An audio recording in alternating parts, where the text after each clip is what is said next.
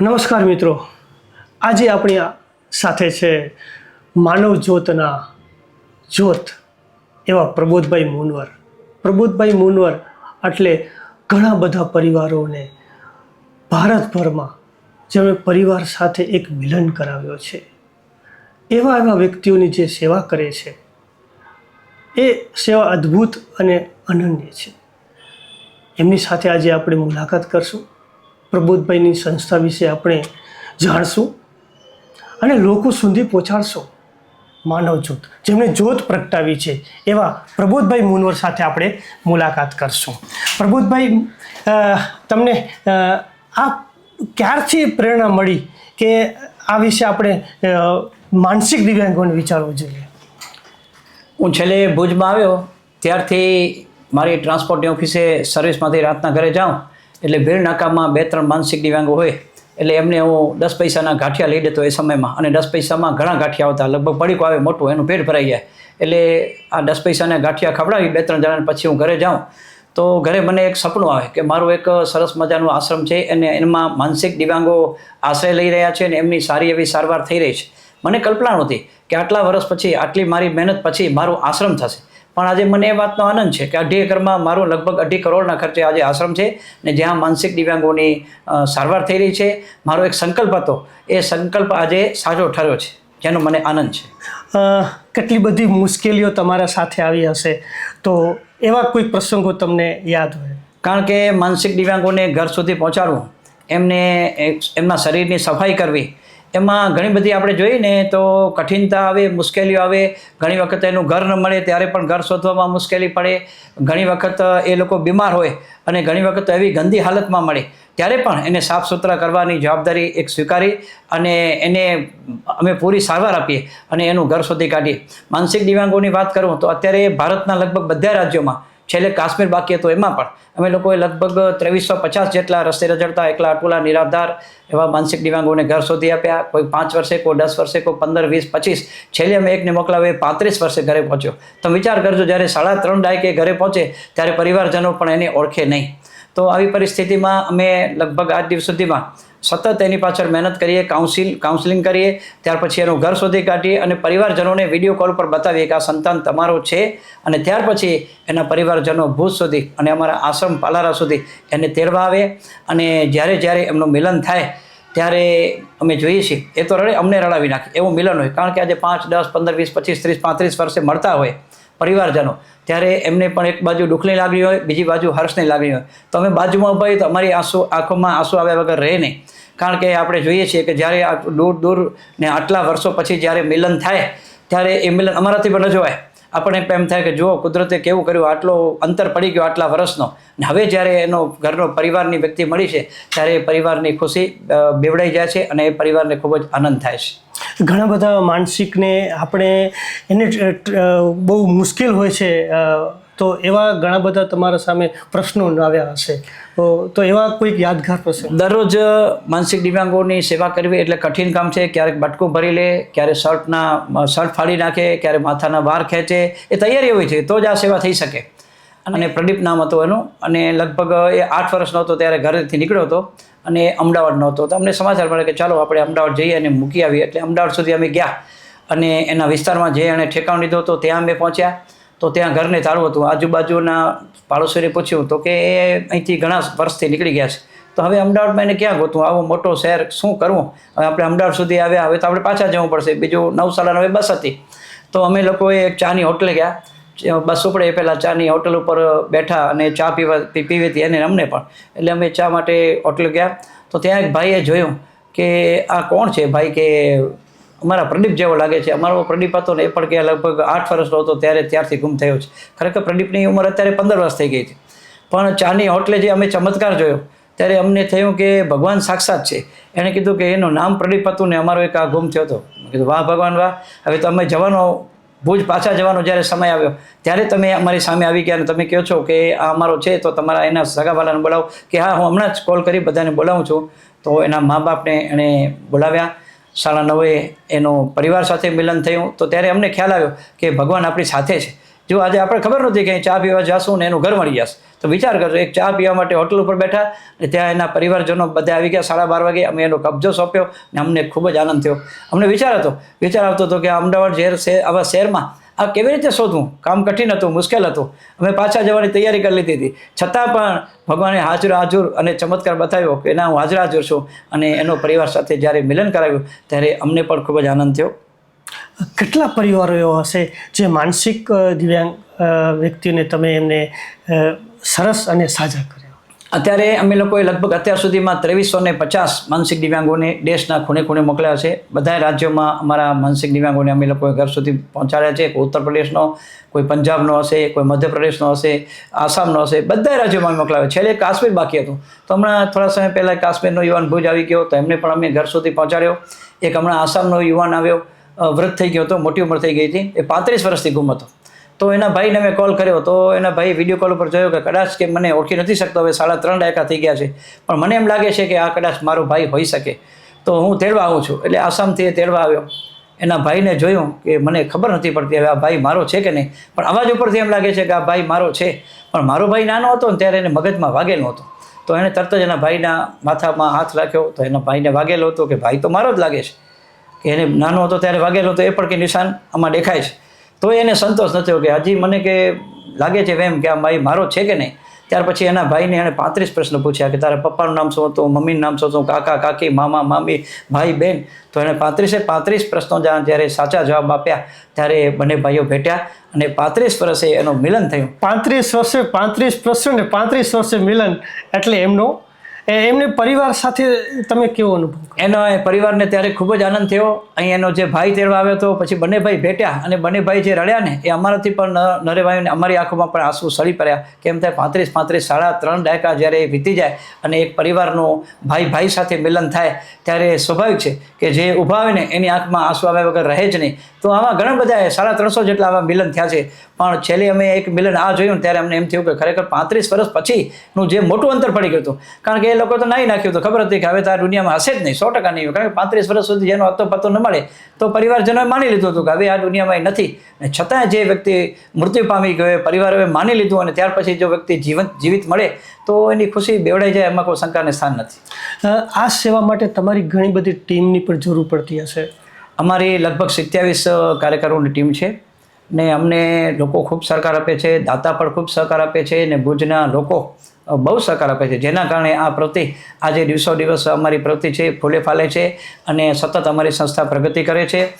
મારી ગાડી દર 10 દિવસે તાલુકાના મુખ્ય મથક ઉપર જાય અને રસ્તામાં જે પણ માનસિક દિવ્યાંગ મળે એને અમારી ગાડીમાં માનભેર સમાનભેર બેસાડી અને લઈ આવે.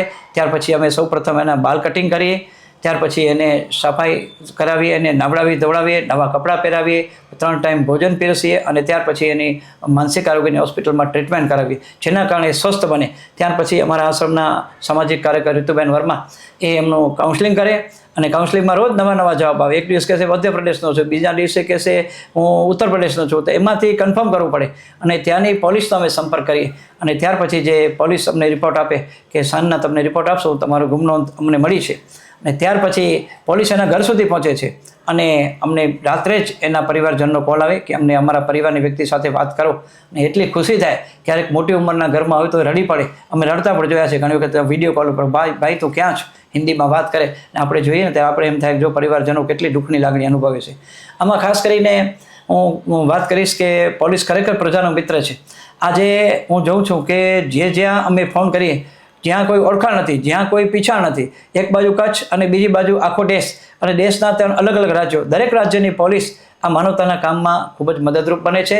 અને જ્યાં અમે ફોન કરીએ, મને લાગે છે અમે 2-4 કલાકમાં જ ક્યારેક જવાબ આવે, નહીં તો સાંજ સુધીમાં તો અમને જવાબ આવી જાય કે તમે જે અમને મોકલાવી હતી વિગત એની તપાસ થઈ ગઈ છે ને આ વ્યક્તિને અમે સંદેશો પહોંચાડી દીધો છે ને તમારી સાથે રાતના વિડીયો કોલમાં આવશે. તો તમે વિચાર કરજો પોલીસ કેટલી મદદ કરે છે. દરેક રાજ્યની પોલીસ મદદ કરે છે, જેના કારણે અમે આજ દિવસ સુધીમાં 2350 જેટલા કચ્છમાં રસ્તે રઝળતા માર્ગોમાં પડ્યા પાત્રા લોકોને અમે ઘર સુધી પહોંચાડી શક્યા છીએ. ઘણીવાર એવી મુશ્કેલીનો સામનો કરી, એની ભાષાકીય રીતે ઘણીવાર પ્રોબ્લેમ થતો હોય કે એમની ભાષા તમે ન સમજી શકતા હોય, એવું કોઈ? દરેકમાં ભાષાનો પ્રોબ્લેમ હોય છે, કારણ કે કોઈ આસામનો હોય તો પણ અમે ભાષા સમજણ ન પડે, કોઈ બિહાર, કોઈ ઉત્તર પ્રદેશ, ક્યાંક હિન્દી બોલતા તમે સમજી શકીએ, પણ અમે લોકોએ ભાષાના જાણકાર રાખ્યા છે. ભુજમાં જ્યાં જ્યાં પણ પશ્ચિમ બંગાળનો કોઈ રહેતો હોય, કોઈ કર્ણાટકનો રહેતો હોય, તો જે કેરાલાનો રહેતો હોય તે બધાના નંબર હોય અમારી પાસે. અમે એ લોકોને સંપર્ક કરી આશ્રમે બોલાવીએ અને એની સાથે એની ભાષામાં વાત કરાવીએ, જેના કારણે એ અમને ઘર શોધવામાં સગવડતા મળે. તમિલની ભાષા છે, આંધ્રપ્રદેશની ભાષા છે, અમને નથી આવડતી, પણ એના જે જાણકાર છે ભાષાના, એના અમે સતત સંપર્કમાં આવીએ ને એ પણ માનવતાનું કાર્ય હોય છે, એટલે ક્યારે પણ ના નથી પડતા. એ લોકો પોતાનું કામ ધંધો છોડી ને અમારા આશ્રમે આવી ને અમારી જે આશ્રમે વ્યક્તિ હોય કે જેને આંધ્રપ્રદેશ જવું હોય, તમિલનાડુ જવું હોય, એની ભાષામાં વાત કરી ને અમને માર્ગદર્શન આપે કે આ અહીંનો છે, આ એનું ઠેકાણું છે. ત્યાર પછી અમને આ કાર્યમાં સુગમતા પડે છે. વૃદ્ધોને ઘણીવાર ખાવા પીવાના ટિફિન ને બધા એ કેવી રીતે મેનેજ કરો છો? અત્યારે ભુજની અંદર અમે લોકો દરરોજ એકલા અટોલા નિરાધાર 103 જેટલા વૃદ્ધ વડીલોને ઘેર બેઠા ટિફિન પહોંચાડીએ છીએ. એમાં કોઈ પણ નાત જાતનો ભેદભાવ નથી. અમારા ટિફિન બધાય સમાજોમાં જાય છે. અત્યારે 103 ટિફિન છે. સવારે લગભગ 7 વાગે ગાડી નીકળે, 4 વાગ્યાથી અમે રસોઈ બનાવવા બધા અમારા આશ્રમના જે કર્મચારીઓ છે એ રસોઈ બનાવે. ત્યાર પછી 103 ટિફિન ભરે અને ત્યાર પછી અમારી ગાડી લગભગ 8:30 વાગે નીકળી જાય અને જુદા જુદા વિસ્તારોમાં ભુજના 103 જેટલા વૃદ્ધ વડીલો જે એકલા અટોલા નિરાધાર છે કે જેમની ઘરમાં આગળ પાછળ કોઈ નથી, બહાર નીકળી શકતા નથી, તો એવા વૃદ્ધોને અમે ઘેર બેઠા ટિફિન પહોંચાડીએ છીએ અને એ માનવજતનું ભોજન દરરોજ જમે છે અને સમયસર એને લગભગ અમે 2 વાગ્યા પહેલાં બધાને ટિફિન પહોંચાડીએ છીએ. કારણ કે આ પણ એક મહત્વનું કામ છે. એના ઘરમાં કોઈ નથી, આગળ પાછળ કોઈ નથી, કમાવાવાળું કોઈ નથી, તો એવા વૃદ્ધોને અમે દરરોજ ટિફિન પહોંચાડીએ છીએ ને જેના કારણે એ લોકો પોતાના ઘરે બેસી અને ભોજન જમી શકે છે. અને ઘણા બધે તમારે લગ્ન પ્રસંગે જે રસોઈઓ વધે છે અને ઘણા બધા તમારી સાથે છે, એક આપણા માનનીય પ્રધાનમંત્રી પણ એના વિશે કંઈક અવારનવાર ચર્ચા કરતા જ હોય છે, તો એ રસોઈ કેવી રીતે તમે? માનનીય આપણા દેશના સ્વપ્નદ્રષ્ટા અને વડાપ્રધાન શ્રી નરેન્દ્ર મોદી સાહેબ અવારનવાર ઘણા વખત હું જોઉં છું ચેનલોમાં કહેતા હોય કે અનાજનો એક એક દાણો બચાવો, પણ એનાથી અનાજનો દાણો નહીં બચે. આપણે બધાએ સાથે મળીને કામ કરવું પડશે. અમે કેવી રીતે કામ કરીએ છીએ? આજે 20 વર્ષથી હું એક પ્રવૃત્તિ ચલાવું છું, વધી પડેલી રસોઈ ગરીબોના ઝૂંપડે. આજે નરેન્દ્ર મોદી સાહેબ આપણે વારંવાર કહે છે આપણા દેશ માટે પણ આ જરૂરી છે, કારણ કે આજે આપણા દેશમાં કેટલાય લોકો આપણે વાંચીએ છીએ, છાપાઓમાં, મીડિયામાં જોઈએ છીએ કે ભૂખ્યા સૂઈ જાય છે. તો એમને જો ભૂખ્યા ન સુવડાવવા હોય તો આપણને એક પ્રવૃત્તિ ચાલુ કરવી પડશે કે વધી પડેલી રસોઈ ગરીબોના ઝૂંપડે. આ પ્રવૃત્તિ મેં 20 વર્ષથી શરૂ કરી છે. દરરોજ બપોરે લગભગ 2 વાગે અમને ફોન ચાલુ થઈ જાય. 2 થી 3:30 સુધી જુદી જુદી સમાજવાડીઓના ફોન આવે. ભુજ વિસ્તાર, આજુબાજુના ગામડાઓમાંથી ફોન આવે અને ત્યાં અમારું વાન પહોંચી જાય વાસણ ભરીને અને ગરમા ગરમ રસોઈ એના રસોડથી ભરી અને ભુજની જે જુદી જુદી ઝૂંપડપટ્ટીઓ છે એના ઉપર વિતરણ કરે.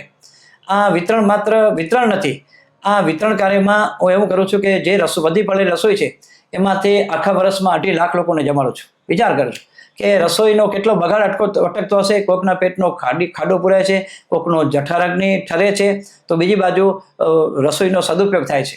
આજે આ રસોઈ ફેંકી દેવામાં આવે તો વિચાર કરજો કોઈને કામ ના આવે. અને મેં આ એક પ્રવૃત્તિમાં એવી રીતે મારી નજર ધ્યાને આવી કે હું પ્રસંગમાં ગયો હતો, રાતના 10:30 વાગી ગયા હતા, એમને વાડી ખાલી કરવી હતી, એટલે મોટા તપેલા ભરેલા હતા, દાળ, શાક, પૂરી, ભાત, એને એક ખાડામાં ઠલાવ્યા.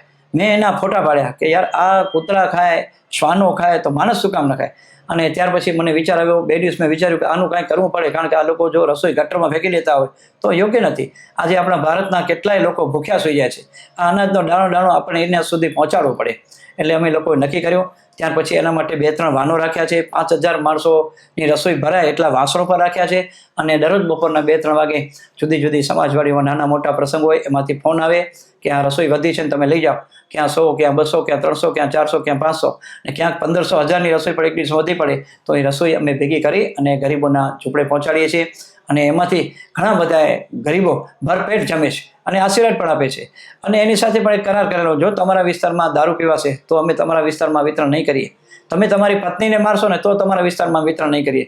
તો આ કાર્ય કરવા પાછળ આ જે લોકો હતા કે જેઓ પત્નીને હેરાન કરતા, પત્નીને મારતા, પછી દારૂ પીતા, એમાં પણ ઘણા લોકો સુધારવા લાગ્યા અને એના વિસ્તારમાં પણ આ સારી સારી વસ્તુઓ, સમજી લો ગુલાબજાંબુ હોય, બટેટાવાળા હોય, પૂરી હોય, કેલાવાળા હોય, આવી સારી સારી વસ્તુઓ એને ખાવા મળે. પંજાબી શાક હોય, તમે વિચાર કરજો, જે માણસ રોજ દાળ ચટણીનો રોટલો ખાતો હોય તો એને આવી વસ્તુ ખાવા મળે એટલે એના વિચારમાં પણ ફરક પડે.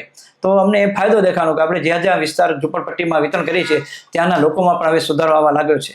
તો આવી રીતે આ પ્રવૃત્તિને પણ વેગ મળ્યો અને અત્યારે આપણે આ જે 12 મહિનાની અંદર હું કહું છું કે અમે 12 મહિનાની અંદર આ વધી પડેલી રસોઈમાંથી 2.5 લાખ લોકોને જમાડી છે. વિચાર કરજો કેટલી રસોઈનો બગાડ અટકે છે અને કોકના પેટનો ખાડો પૂરાય છે.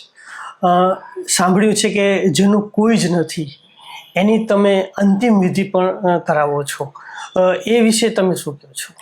સૌપ્રથમ અમને પોલીસમાંથી ફોન આવે કે આ વ્યક્તિ બિનવારસ મળેલી છે, એનું આગળ પાછળ કોઈ નથી આખા કચ્છમાંથી.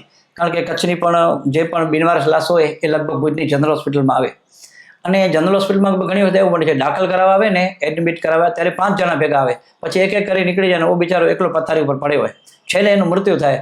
ફોન નંબર હોય તો એ લાગે નહીં, કાંઈ પણ ન કરે કોઈ પણ. ત્યારે પોલીસ અમને જાણ કરે કે આ જે વ્યક્તિ છે એ અવસાન પામી છે, એનું આગળ પાછળ કોઈ નથી ને તમે એની અંતિમ ક્રિયા કરો. તમે સૌપ્રથમ પોલીસ રિપોર્ટ મેળવીએ, ત્યાર પછી એનું મૃત્યુનું પ્રમાણપત્ર મેળવીએ અને ત્યાર પછી એને ખભે ચડાવી અને અમરધામ પહોંચાડીએ છીએ. આજ દિવસ સુધીમાં આવી લગભગ 795 જેટલી બિનવારસ લાશોની અંતિમ ક્રિયા મેં અને મારા મિત્રોએ કરી છે. કારણ કે આ પણ સમાજનું એક મોટું કામ છે, જેનું કોઈ ન હોય એને માનવ જોત હોય જ, સવાલ જ નથી આવતો. જ્યારે જ્યારે આવા બનાવો બને ને દર મહિને હોય છે 2-5 લાશો તો દર મહિને હોય જ. અને અમને આખા કચ્છની પોલીસ જે રિપોર્ટ અમારી ઓફિસે લેવા આવે અને ત્યાર પછી અમે જનરલ હોસ્પિટલ PM રૂમમાંથી એની લાશ ઉપાડી અમરધામ પહોંચાડીએ અને એના આત્માને શાંતિ મળે એટલા માટે અમે શું કરીએ કે એના જે અસ્થિ હોય એ પણ અમે માટલામાં સંભાળી રાખીએ. જેટલી પણ લાશોને અમે અંતિમ ક્રિયા કરી એના બધાના અસ્થિ એ અમે માટલામાં ભરી રાખીએ અને દર વર્ષે 2 વખત ધ્રબુડી કિનારે જઈએ છીએ. ત્યાં અમે મહારાજ પાસેથી શાસ્ત્રોક્ત વિધિ કરાવીએ. લગભગ 1 કલાક એની વિધિ આવે, કારણ કે આપણા કોઈ સગાવાલા નહોતા, પણ આપણે એની અંતિમ ક્રિયા કરી છે. ક્યાં પણ ભૂલચૂક થઈએ તો એની અમે શાસ્ત્રોક્ત વિધિ જાણકારો એના પાસેથી કરાવી ને ત્યાર પછી આ જે અસ્થિ હોય એ ધ્રબુડી કિનારે, દરિયા કિનારે અસ્થિ વિસર્જન કરીએ છીએ. તો આવી રીતે અમે લાશોની પણ અંતિમ ક્રિયા વર્ષોથી કરતા આવ્યા છીએ. જન્મથી કરી અને મૃત્યુ સુધી એ પણ વાત કરતા તમે પશુ પક્ષીની પણ ઘણી બધી સેવાઓ કરો છો, એના વિશે શું? વર્ષો પહેલાં એક વિચાર આવ્યો કે આપણે પશુ પક્ષીઓ માટે પણ કંઈ કરવું જોઈએ. એટલે સૌપ્રથમ અમે લોકોએ કુંડા અને ચકલીઘર વિતરણ કરવા નક્કી કર્યું કે આજના સમયમાં આપણે જોઈએ છીએ કે આધુનિક ટાઈપના આપણા મકાન થઈ ગયા છે. પહેલાં આપણા મકાન હતા વરાવંજીવાળા કે જેમાં ચકલી પણ રહી શકતી, ઈંડા બચ્ચા પણ મૂકી શકતી. હવે આપણા મકાન થઈ ગયા છતવાળા, એટલે આવી ચકલીઓ હવે અદ્રશ્ય થતી આવી છે. તો એના માટે એક વિચાર આવ્યો કે આપણે ચકલી માટે કંઈક કરીએ. અને અમે લોકોએ ચકલીઓ માટે એક રૂપકડું ચકલીઘર માટીનું બનાવ્યું, સાથે સાથે પાણીના કુંડા બનાવ્યા કે પાણીનો એક કુંડો બનાવીએ તો તરસ્યા પક્ષીઓને ઉનાળામાં પાણી પીવા મળે. એ 2 કુંડા અને 2 ચકલીઘર લઈને અમે નીકળ્યા હતા. તો પહેલા વર્ષે આખા વર્ષની અંદર લગભગ 50 કુંડા અને 50 ચકલીઘરનું વિતરણ કર્યું. એ 20 વર્ષ પહેલાંની વાત કરું છું. ત્યાર પછી સતત દર વર્ષે એમાં વધારો થતો આવ્યો, લોકો જાગૃત થતા આવ્યા અને અમે લોકો પણ ગામડા શહેરોમાં પહોંચ્યા. પરિણામે આવ્યું કે આજે 20 વર્ષ પછી લોકોમાં જાગૃતિ આવી છે. અત્યારે દર વર્ષ અમારી સંસ્થા માનવજ્યોત 40,000 ચકલીઘર અને 40,000 કુંડાનું વિતરણ કરે છે. તમે જુઓ આખા કચ્છમાં જ્યાં જ્યાં જાશો ત્યાં માનવજ્યોતના ચકલીઘર અને કુંડા લગાડેલા હશે. કારણ કે કુંડા શા માટે? ઉનાળાની કાળઝાળ ગરમી, તરસ્યા પક્ષીઓને પાણી પીવા મળે ને આ જે કુંડું બાંધી એમાં જ્યાં જ્યાં કુંડા રાખેલા છે ત્યાં એ લોકો જાગૃત જીવડા પ્રેમીઓ એમાં પાણી ભરે અને એ તરસ્યા પક્ષીઓ આવી અને એના ઉપર બેસીને પાણી પીએ. કેટલું પુણ્યનું કામ થાય અને કેટલું પુણ્ય મળે એમાં.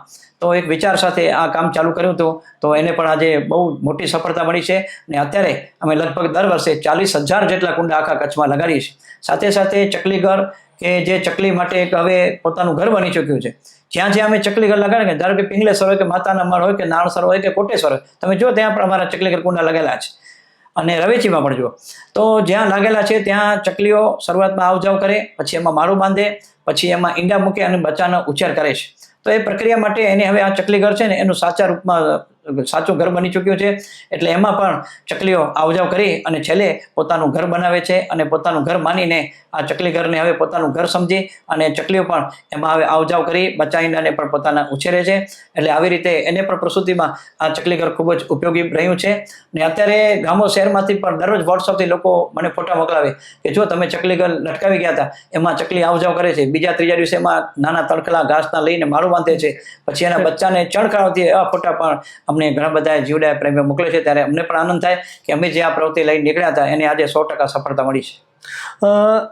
એક એવો પ્રશ્ન ઊભો થાય કે માનવ લોકોમાં અવેરનેસ કેવી રીતે આવે, એને શું કરવું જોઈએ કે આટલા બધા આપણે ક્યાંક પાપ જ કરીએ છીએ, તો પુણ્ય માટે તમે લોક માટે શું સજેશન? આજે દરેક માનવી ઝડપી જિંદગી જીવી રહ્યો છે અને બધું ઝડપભેર જોઈએ છે કે ભાઈ આપણે જલ્દી થઈ જઈએ, શ્રીમંત થઈ જઈએ. આજે દરેક એ રીતે કામ કરતા હોય છે, પણ ખરેખર અત્યારે આપણે ભૂલી ગયા છીએ કે જે આપણા વડીલો કરતા હતા એ કાર્યમાં આપણે પીછેહટ કરી છે, જેના કારણે અત્યારે આપણે ઘણા બધા પાછળ છીએ. પહેલાંના જમાનામાં આપણે જોતા હશું કે આપણા વડીલો હતા એ દરરોજ સવારના ચણ નાખે, શ્વાનોને રોટલા નાખે, ગાયને ઘાસ આપે. આ બધી ઘણી બધી પ્રવૃત્તિઓમાં ઓટ આવી. આપણે જોતા હશું કે આજે ઘણા બધા લોકો આ કાર્યમાં જોડાયા છે અને જીવડાયનું પણ સરસ કામ કરી રહ્યા છે, પણ આજનો માનવી ભૂલ્યો છે. એના કારણે આપણે ઘણા બધા એવા લોકો છે કે જે કાંઈ ન કરે, કોઈ જીવડાયનું નથી, એમાં માનવતાનું કામ નથી, કાંઈ કરી ન શકે. તો ખરેખર આ પુણ્યનું કામ કરવું જોઈએ. આપણને પ્રગતિ કરવી હોય, આગળ વધવું હોય તો જીવનમાં આવા કાર્યો પણ અવશ્ય કરવા જોઈએ. કારણ કે આપણા જે વડીલો કરતા હતા, પહેલી રોટલી છે આ શ્વાનોને બનાવે, ગાયની બનાવે, ગાયને ઘાસચારો નાખે. આપણે બધું ક્યાં કરીએ છીએ? આજે ભૂલી ગયા છે. ને જે લોકો કરે છે એ પુણ્ય કમાય છે. તો હું લોકોને અપીલ કરીશ કે ખરેખર આ જે જીવડાયનું કામ છે એ કામ જરૂરથી કરવું જોઈએ. ભલે તમે દરરોજ સવારના ગાયોને ઘાસ દો, શ્વાનોને રોટલા દો, અથવા તો પક્ષીઓને ચણ નાખો. આ પણ જીવડાયનું એક ઉત્તમ કાર્ય છે.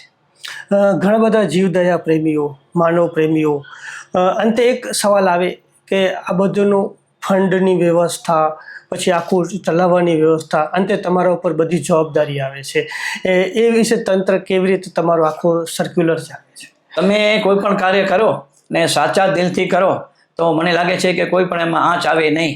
કારણ કે જે દિશામાં આપણે કામ લઈને નીકળ્યા હોઈએ, જેનો સંકલ્પ કરીને નીકળ્યા હોઈએ, એમાં પીછેહટ કરીએ તો કાંઈ ન થાય. પણ એમાં જો આગળ વધવું હોય તો લોકોનો વિશ્વાસ જીતવો પડે. અને લોકોનો જો તમે વિશ્વાસ જીતી લો તો તમને ક્યાં પણ કોઈ આંચ આવે નહીં, કોઈ તકલીફ પડે નહીં. અત્યારે મારું લગભગ દરરોજનું 250નું રસોડું છે. અમારા માનસિક દિવ્યાંગો 60 છે. અત્યારે 3 ટાઈમ જમે, 107 મારા ટિફિન જાય છે. એટલે લગભગ દરરોજ મારા આશ્રમે 250 જણાની રસોઈ થાય. આ કોણ લઈ જાય છે? ક્યાંથી આવે છે? આ જે કામ છે એને ભેટ મળે છે. દાતાશ્રીઓ છે, લોકો છે, આ પ્રવૃત્તિ જુએ છે અને એમના હાથે કરે છે અને એમના હાથે પુણ્યનું કામ થાય છે. એટલે આમાં લોકોનો, દાતાઓનો સહયોગ મળતો રહે. જ્યારે આપણે સાચી દિશામાં કામ કરીએ ને ત્યારે મને લાગે છે કે 100% લોકો એમાં સહકાર આપે અને એમાં દાતાનો મળી રહે, જેના કારણે આ પ્રવૃત્તિને વેગ મળે અને પ્રવૃત્તિ આગળ વધી શકે. સાથે સાથે એ જ કહે છે તમારો પરિવાર કે આ બધી સેવાકીય પ્રવૃત્તિ છે તો તમારો પરિવારનો સહભાગી રહેશે. તો પરિવાર પર તમને ઘણીવાર કહેતો હશે કે એ બાબતમાં શું ચર્ચા કરે? પરિવારના સહકાર વગર કાંઈ જ ન થાય. કારણ કે આ એક સેવાનું એવું કાર્ય લઈને બેઠા છીએ કે અડધી રાત્રે પણ જવું પડે. જ્યારે માર્ગ અકસ્માત થાય અને રાતના પોલીસનો પણ ફોન આવે કે ક્યાં છો, અહીં એક રેલવેમાં અકસ્માત થયો છે રોડ ઉપર, તો તમે આવો, જરૂર પડશે. કારણ કે લાશ છુંદાઈ ગઈ છે અને બાવળોમાં પડી છે. તો અમે અમારી ટીમ સાથે ઉતરીએ છીએ. જ્યાં એના અસ્થિ પડ્યા હોય એ બધા ભેગા કરી, એકઠા કરી અને અમે ગંટરો બાંધી અને હોસ્પિટલ સુધી પહોંચાડીએ. એટલે અડધી રાત્રે પણ જવું પડે ત્યારે પરિવારનો સહકાર મળે. ને પરિવારનો સહકાર ન હોય તો આ પ્રવૃત્તિ ન થાય. એટલે આખા પરિવારનો સહકાર મળે. કારણ કે આ એક માનવતાનું કામ છે. આ એક જીવડાયનું જ્યારે કામ કરતા હોઈએ ત્યારે પરિવારજનો પણ ખુશ થાય અને એ પણ અમારી સાથે જોડાય, જેના કારણે અમે આ પ્રવૃત્તિ કરી શકીએ. અંતમાં લોકોને તમે શું સંદેશો આપવા માંગતો હશો? લોકોને હું એટલું કહીશ કે જાગૃત બનીને આજે આ દરેક પ્રવૃત્તિઓમાં જોડાવવું જોઈએ. આપણે આપણા જીવન માટે અમૂલ્ય ક્ષણો થોડી કાઢવી જોઈએ. સવારનું ઉઠીને ભગવાનનું નામ લઈએ, ત્યાર પછી આપણે જીવડાયનું કામ કરીએ, ક્યાંક માનવ સેવાનું કામ કરીએ. કારણ કે આ જ સાથે હાલવાનું છે, બીજું કાંઈ સાથે હાલવાનું નથી. જો તમે આ લાઈન ઉપર જશો ને તો તમારા જીવનમાં 4 ચાંદ લાગી જશે. એમાં કોઈ શંકાને સ્થાન નથી. તમારી દિવસો દિવસ પ્રગતિ થશે, એમાં પણ કોઈ શંકાને સ્થાન નથી. એટલે હું તો લોકોને એટલું જ કહીશ કે આ જે બધી પ્રવૃત્તિઓ છે, અમે તો અનેક પ્રવૃત્તિઓ કરીએ છીએ. અત્યારે હું લગભગ 44 જેટલી પ્રવૃત્તિઓ કરી છે. કેટલીક પ્રવૃત્તિઓ આમાં નોંધ નથી લેવાય, પણ ઘણી બધી પ્રવૃત્તિઓ અત્યારે થાય છે. મારી 44 પ્રવૃત્તિઓ ચાલુ છે, એક પણ પ્રવૃત્તિ બંધ નથી થઈ. જ્યારથી ચાલુ કરી છે ત્યારથી બંધ નથી થઈ. કારણ કે શિયાળો આવશે એટલે અમારે ધાબળા વિતરણ કરવું પડશે, ઉનાળો આવે એટલે છાશ વિતરણ કરીએ, ચોમાસું આવે એટલે ગરીબોના ઝૂંપડા તાલપત્રીથી ઢાંકીએ. આવી અનેકવિધ પ્રવૃત્તિઓ ચાલતું હોય છે. કપડાં વિતરણ કરીએ, દવાઓ એકઠી કરીએ અને દવા વિતરણ કરીએ, આવી રીતે સાડી વિતરણ કરીએ. આવી અનેકવિધ પ્રવૃત્તિઓ ચલાવતા હોઈએ છીએ, જેમાં લોકોનો સાથ સહકાર અને એમનો સહયોગ મળે છે, જેના કારણે અમે આટલી બધી પ્રવૃત્તિઓ કરી શકીએ છીએ. આપણે ધારીએ તો સરકાર તરફથી તો શું આપણે અપેક્ષા? અમે દાતાઓના સહયોગથી ચલાવીએ છીએ. હજુ સુધી જેટલી પણ પ્રવૃત્તિઓ થઈ છે એ દાતાઓના સહયોગથી થઈ છે. જ્યાં જ્યાં સરકારના કાર્યોની જરૂર પડે ત્યાં અમે સાંસદશ્રી, ધારાસભ્યશ્રી, જિલ્લા પંચાયત પ્રમુખશ્રી, તાલુકાના જે પણ આગેવાનો હોય એમનો સંપર્ક કરીએ છીએ. અમારું કામ તરત જ કરી આપે છે, ક્યારે કોઈ ના નથી પડતા. એમનો પણ બહુ એમાં ફાળો હોય છે. અને જે પણ કાર્યકરો છે એ પણ અમને ખૂબ જ સહકાર આપે, જેના કારણે અમે ક્યાં પણ મુશ્કેલી હોય તો અમે સંપર્ક કરીએ તો અમારા પ્રશ્નોનો તરત જ ઉકેલ આવે. એવી રીતે પોલીસ ભુજના A ડિવિઝન, B ડિવિઝન જ્યારે પણ જાઓ અમારું કાર્ય તરત જ કરી દે છે. કોઈ દિવસે એમ નહીં કે તમે બેસો, એમને ખબર હોય કે અમને ટાઈમ ન હોય, એટલે અમારું કામ જે પણ હોય ને 5, 10, 15 મિનિટમાં જ અમારું કામ પૂરું કરી લે છે. એટલે એનો પણ અમને આનંદ છે કે તંત્ર, આજે સરકારી તંત્ર છે, અમને પૂરેપૂરો સાથ અને સહકાર આપે છે.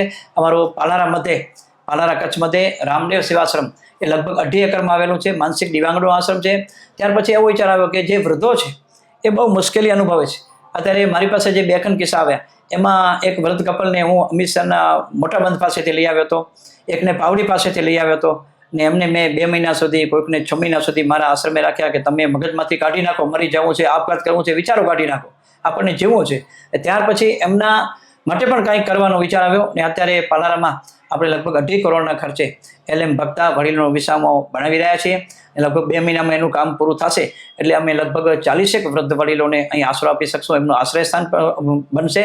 કારણ કે અમને એકમાત્ર ઈચ્છા છે કે આવા વૃદ્ધો છે એ જીવનમાં પોતાની જિંદગીના છેલ્લા દિવસો શાંતિથી, આનંદથી પસાર કરી શકે. એના માટે અમે આ વડીલોનો વિસામો બનાવવા જઈ રહ્યા છીએ. અને 2 મહિનામાં એનું ઉદ્ઘાટન પણ થશે અને આવા વડીલોને ત્યાં આશ્રય પણ મળશે. પ્રબોધભાઈ મુનવરની અનેક સેવાઓ છે, એટલી બધી સેવાઓ છે, એમની સાથે ઘણા બધા કલાકો નીકળી શકે એટલી બધી એમની પાસે વાતો છે, પણ આ એટલો સીમિત નથી. આમની જોત સતત ને સતત પ્રગટતી રહે અને દેશ અને લોકોની સેવા કરતા રહે એવી જ અમારી અપેક્ષા. થેન્ક યુ, આભાર, ખૂબ ખૂબ આભાર.